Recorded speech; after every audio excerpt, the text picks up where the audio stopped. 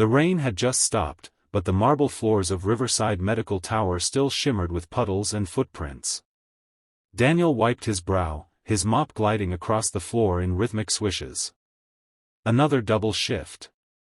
Another night of silence after the world went home. The 40-year-old janitor had learned to live with quiet.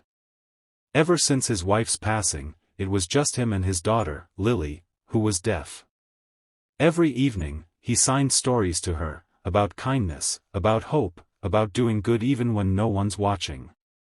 He never thought that his sign language would matter anywhere else. Until that night. Daniel noticed her first in the lobby, an elderly woman standing near the reception desk, clutching her handbag with trembling fingers. She looked lost. The receptionist was trying to talk to her, but frustration filled the air. The woman just shook her head, confused and overwhelmed. Daniel paused, leaning on his mop. He saw the signs, the small hearing aid, the anxious eyes scanning lips. He knew that look all too well. He slowly approached. He signed softly, "Are you okay?" Her eyes widened in disbelief. Then, her face softened, relief washing over her like sunlight through clouds. She signed back shakily, "I'm looking for my son. He was brought here after a car accident. No one understands me." Daniel nodded gently, signing, "I'll help you." They moved together through the hospital, a janitor in a faded blue uniform guiding a frail woman in pearls and gray curls.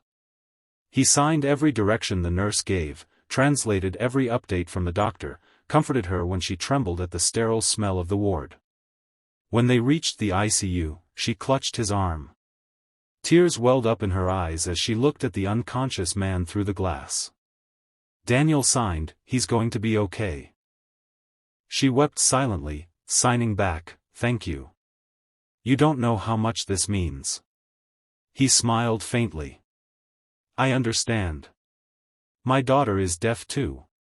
People often forget how lonely silence can feel." The woman gripped his hand tightly, nodding with emotion. Hours later, when the doctors came out with good news, that her son would make it, she broke down again. Daniel stood beside her, simply offering presence. No glory, no recognition. Just a quiet act of humanity.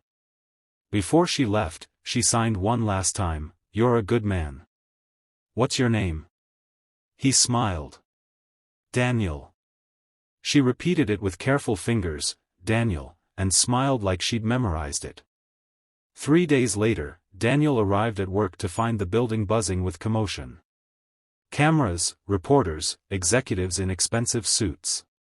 He thought maybe a celebrity was visiting the hospital. Then the head nurse approached him, wide-eyed. "Daniel, someone wants to see you."